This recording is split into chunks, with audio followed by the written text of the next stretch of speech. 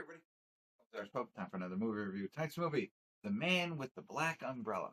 It's only an hour and a half. I don't know where it got, probably Facebook or TikTok or something like that. Somebody recommends it. But then you look at it, and it's like 5.2 on IMDb. I don't even know how many people rated it, but for 4.2, sorry, 4.2. I try and stay away from anything below 5, but I'm kind of pot committed on this one. It's intriguing.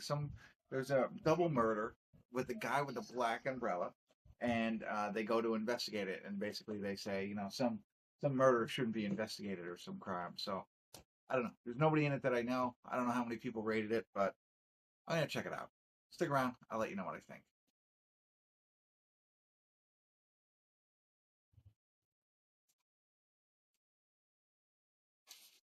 Hey, everybody. Credits of the Umbrella Man? What is it called? The Man with the Black Umbrella. So let me fix this.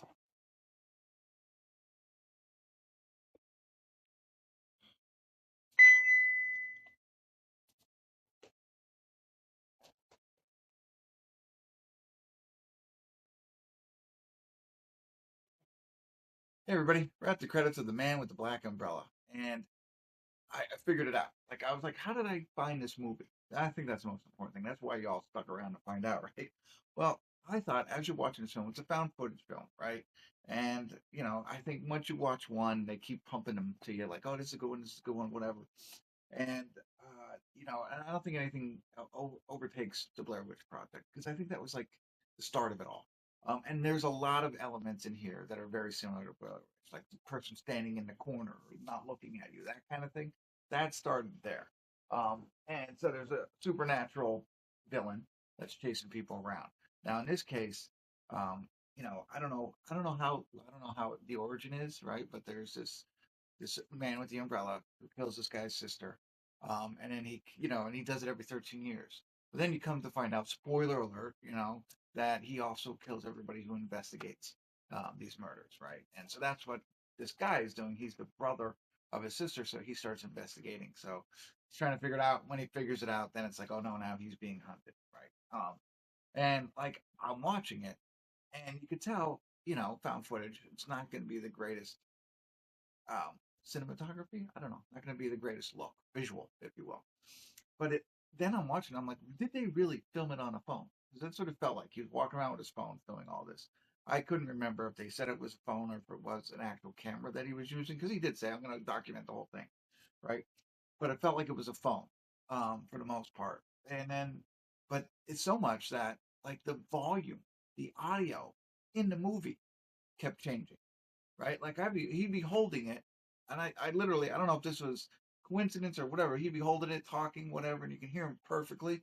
And then he put it down, he walked to the other side of the room, and you can't hear him anymore. But it wasn't like I didn't feel like it was intentional. You know what I mean? Like that's what would happen if you film with your phone. But I turned it up, and it would jump to the next scene. It would be crazy loud, and it just that annoyed the pants off me. I get it if you're really trying to go for that authentic um, real footage type feel, that's what's going to happen. But I couldn't, like, I almost wanted to put um, closed captions on because I couldn't understand it. It was just, I don't know, very slow moving. I lost interest for a little bit. When it gets to the end, it gets a little bit more exciting. And I will say, and again, it seemed like it was kind of low budget. Nothing wrong with that. I'm not crazy about the acting. But the one thing that I don't normally, I don't like to say a lot of negative things, but the main character is holding the phone the whole time, like when he was being, you're being hunted by a supernatural, looks crazy kind of man with the umbrella, right? He was whimpering so much, and it was just so like, oh, it was like Shaggy from Scooby Doo almost, when Shaggy gets scared, and then it was just the whole time, and I was just like, oh boy, it was weird. I didn't that I don't know that I didn't need that. I get it. You're gonna be scared, and you got to make sure that nobody can see you. You got to make that um it must sound scared, and I was like, I don't know if that was the right the right way to do it. If you watch it, let me know what you think, or if you have seen it, maybe you picked up on it. And with the other thing I thought was the jump scares and the visual scares. I thought were really cool. I thought that I think they did a good job with that. So, and that's what you look for in these. Otherwise the story, whatever. But that piece was pretty good. And then the whole, I don't know, the ending, whatever. I guess I don't know. I'm indifferent.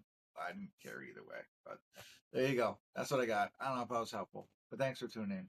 Kimmel's Irish Pub.